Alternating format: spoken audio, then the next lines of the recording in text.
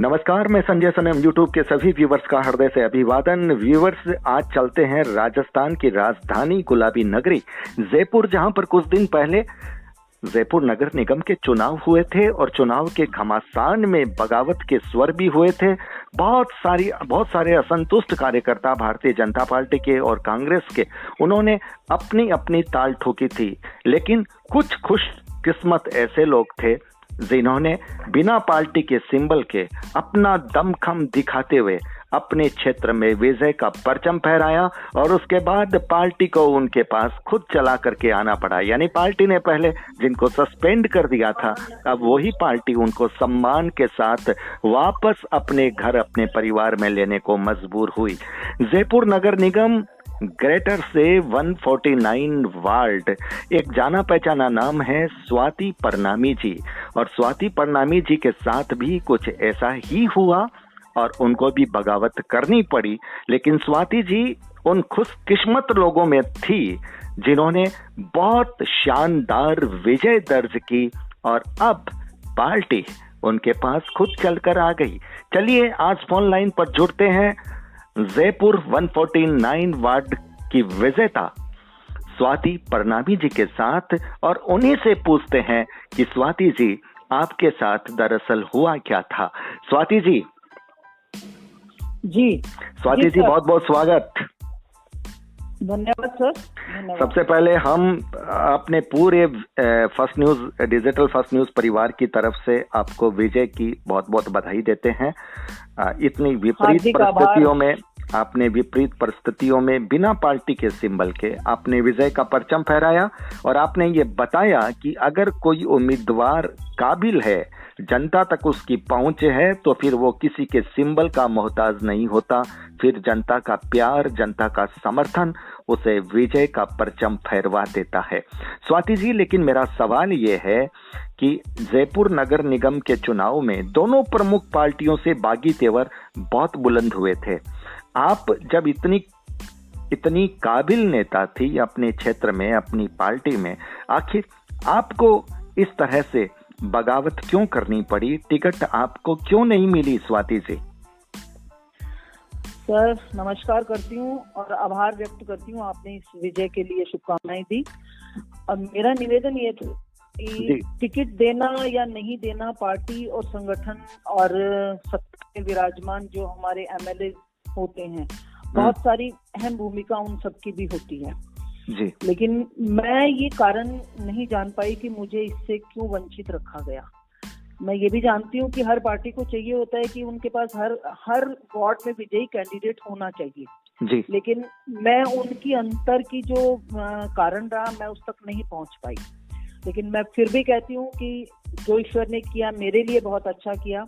Party को जब एक स्वावलंबी और स्वाभिमान वाला कार्यकर्ता होता है तो उनको उस पर गर्व होता है। और मैं फिर कहती हूँ कि मैं जहाँ थी वही रहूंगी। मैं भाजपा की वोटर, भाजपा की सपोर्टर और भाजपा के मार्गदर्शन में चलकर यहाँ तक पहुंची हूँ। मैं वही रहूंगी।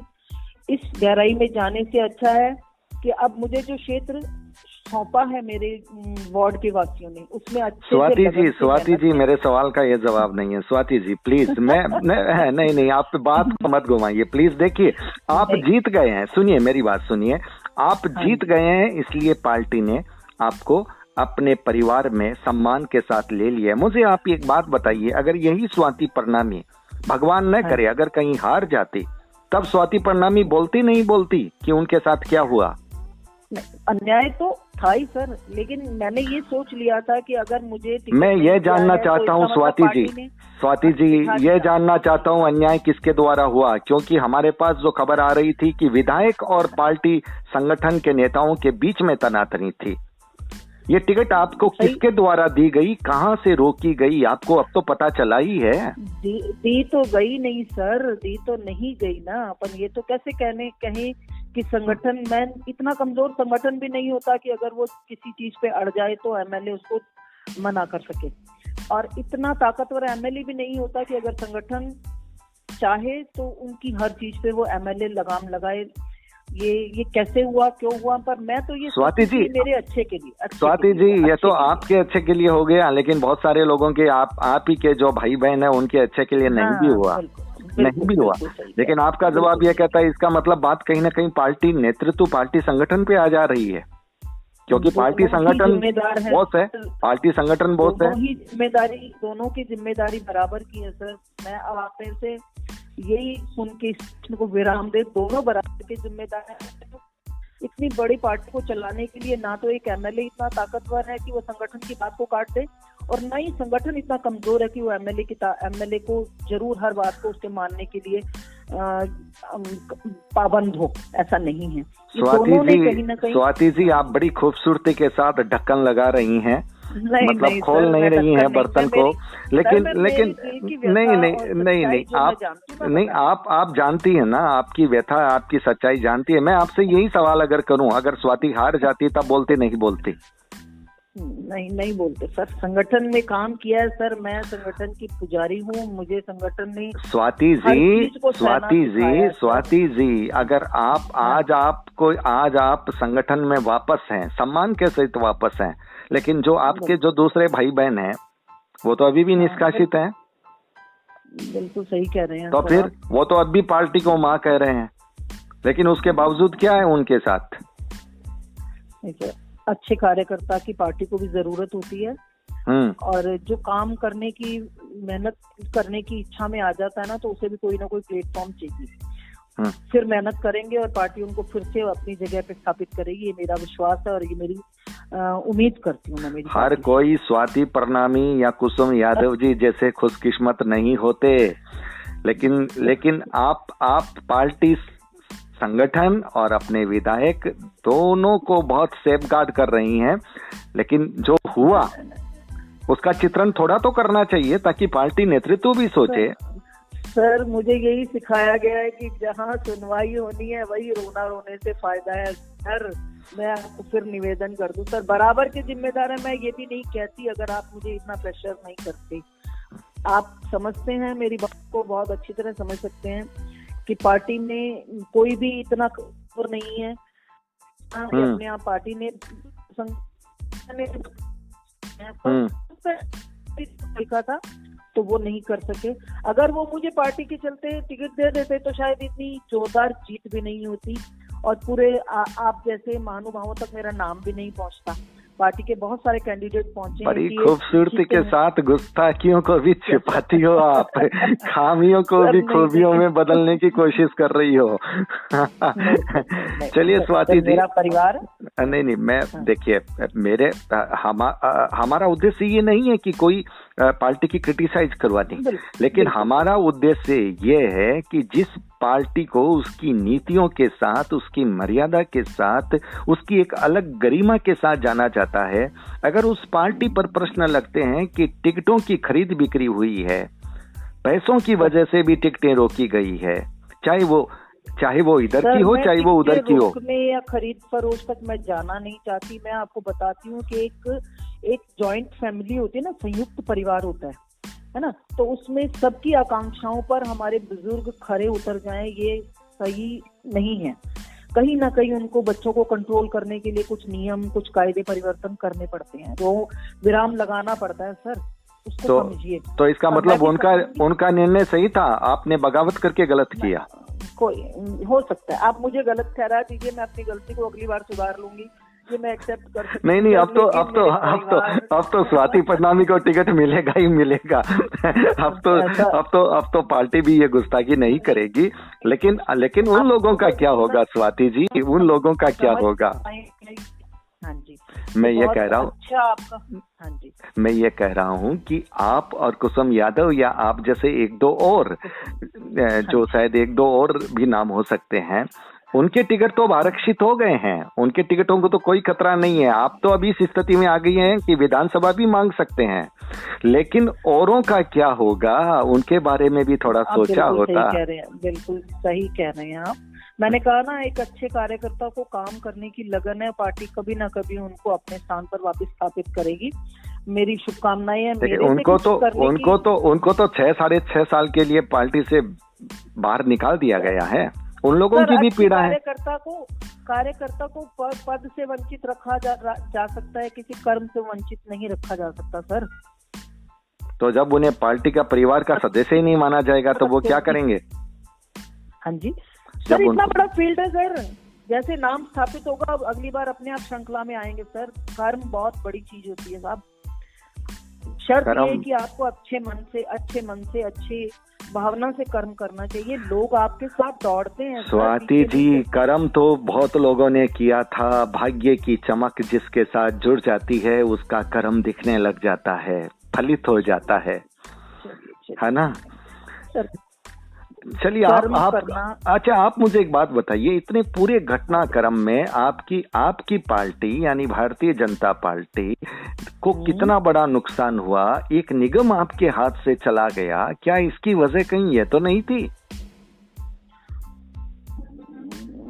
सर बहुत आप बोलना भी चाहती हैं और बोल भी नहीं पा रही हैं। मेरे ग्रेटर में तो हम 88 से प्लस हुए थे, हमको पूरा विश्वास था। नगर में हम पूरी तरह से सक्षम हैं। हमने 20 साल से पार्टी में काम किया, हम धरातल पे चले हैं, हमने सब कुछ देख। लेकिन हेरिटेज में थोड़ा सा जो समीकरण है ना, वो थोड़े परिवर्तन में। वार्ड का परिसीमन होने की वजह से भी इफेक्ट पड़ा? ये बहुत बड़ा। ये सर वर्तमान सरकार ने जो परिसीमन की सीमाएं बांधी है ना सर, उनकी आकांक्षा, उनकी मंशा जो थी अच्छी नहीं थी सर।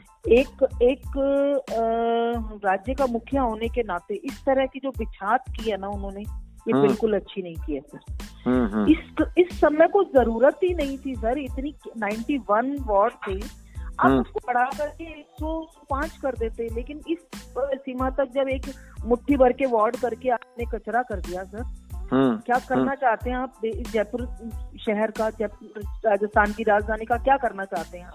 मतलब अब तो गली गली में पार्षद दिख रहे होंगे ना? गली गली में पार्षद दिख रहे हैं सर। उसके अलावा तो ये सत्य है कि जो हेरिटेज और ग्रेटर को बांटा गया है, इसकी दुर्भावना जो है ना, इनका अपने आप को कमजोर महसूस करना है। इन्होंने सोचा किसी तरह से ये विभाजन करके, जो इनकी पार्टियों की परंपरा रही है, फूट डालो राजनीति करो, और ये जयपुर में भी लागू करने चाहते हैं, लेकिन हम इसको सफल नहीं होने देंगे सर।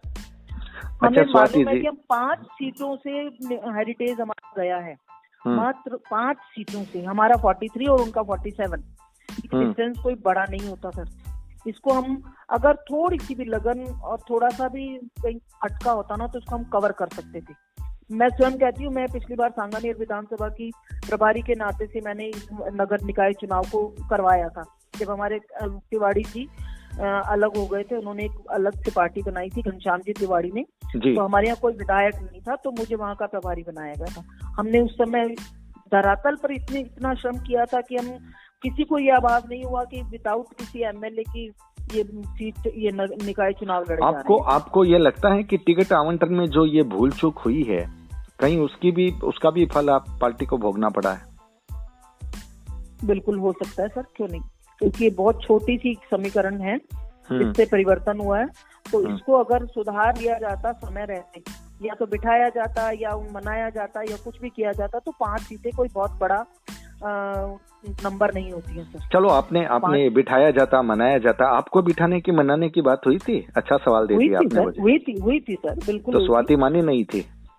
नहीं सर, मेरे समाज, मेरे वार्ड के जो माननीय सदस्य हैं, जो मेरे समय में अध्यक्ष रहे, मेरी कार्य अभी जो चल रहा था, मेरे सहयोगी रहे, उन सब ने धरना दिया इसके बाहर। मैंने कहा था मैं नहीं लड़ूंगी, निर्दलीय कतई नहीं लड़ूंगी, आप किसी और को खड़ा करो, मैं उसको समर्थन दूंगी, मैं उसके साथ दिन रात चलूंगी, अपन सीट निकालेंगे। लेकिन कार्यकर्ता और मेरा समाज, मेरे जो अग्रजन थे, वो सब अड़े हुए थे कि बीजेपी से लड़ेगी तो भी ये लड़ेगी, निर्दलीय लड़ेगी तो भी ये लड़ेंगी, और अगर कांग्रेस की टिकट भी हम ला के देंगे तो भी यही लड़ेंगी। तो मुझे बहुत मजबूरन मेरे इस श्रम को ताक पे रखना पड़ा।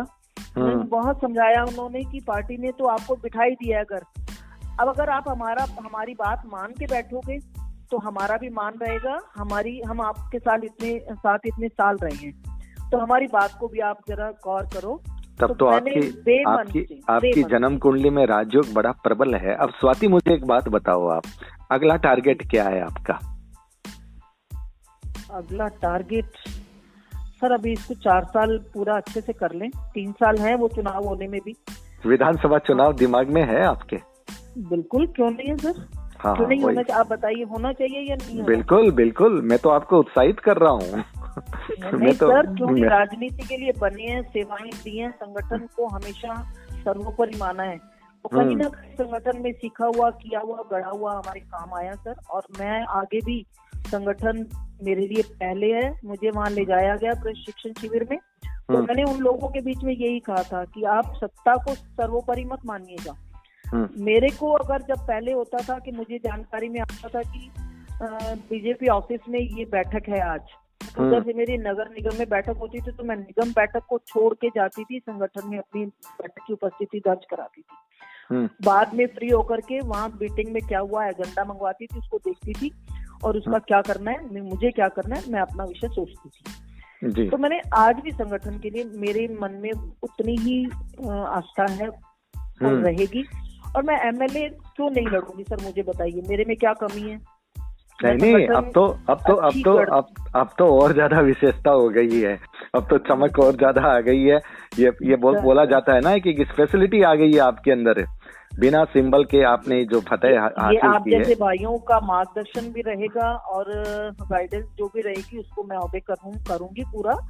और 4 साल अभी काम करने, 3 साल अभी काम करना है, 3 साल के बाद जो हमारा विषय आएगा उसमें जरूर गौर करेंगे।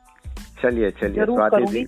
एजुकेशन में भी अपन कम नहीं है, फील्ड का अनुभव अपन को बहुत है, परिवार का फुल सपोर्ट है, चाहने वालों की एक लंबी कतार है सर। मैंने मेरा फेसबुक पेज बनाया था, अगर आपको टाइम मिले तो, स्वाति परनामी के नाम से मेरे बच्चों ने बनाया था। टोटली फर्स्ट टू एंड आप देखोगे तो मुझे क्या करना और चाहिए था, क्या मेरे को क्या अच्छा किया, है ना। अगर हमारा ये संपर्क, एक संबंध बहुत अच्छा महसूस होगा। जी जी जी, बिल्कुल, बेशक बिल्कुल देखूंगा। स्वाति जी, आप हमारे साथ जुड़े, इसके लिए आपका बहुत बहुत आभार। आपके लिए बहुत बहुत शुभकामनाएं। आप अपने वार्ड में उत्तरोत्तर अच्छा काम करें, प्रगति करें और 2023 के चुनाव में आप आगे आए। हमारी बहुत बहुत शुभकामनाएं आपके साथ। तो व्यूअर्स, ये थी स्वाति परनामी जी, जयपुर गुलाबी नगरी राजस्थान की राजधानी से, और एक ऐसी शख्सियत अपने दमखम पर जनता के दिल में बैठ करके जिन्होंने चुनाव लड़ा, चुनाव जीता, और अब बहुत सारे ऐसे सवाल थे जिनका जवाब देने से बहुत चतुर राजनीतिक खिलाड़ी की तरह बचती रही। उन्होंने नहीं दिए, अपने आप को साइड किया, लेकिन फिर भी उनके मन की आवाज तो कहीं ना कहीं अब आप भी पहचान जाइएगा। नेता, जो पक्के नेता होते हैं, वो बोलते नहीं, कम बोलते हैं, लेकिन उन्हें महसूस करना पड़ता है। तो स्वाति जी, मुझे लगता है बड़ी पक्की मंजी हुई राजनेता है, और हमारे सवालों को उन्होंने बहुत ही नजदीकी से, जैसे खेल करके छोड़ दिया, धीरे से छोड़ दिया, क्रिकेट की गेंद की तरह। लेकिन फिर भी हमें अच्छा लगा, उन्होंने अपना वक्त दिया, अपनी बात कही, और हमारी शुभकामनाएं उनके साथ है। वीडियो को लाइक कीजिएगा, शेयर कीजिएगा। चैनल पर अगर नए आए हैं तो सब्सक्राइब करना मत भूलिएगा, बेल बटन को दबा दीजिएगा। बहुत बहुत आभार, नमस्कार, धन्यवाद सर जी।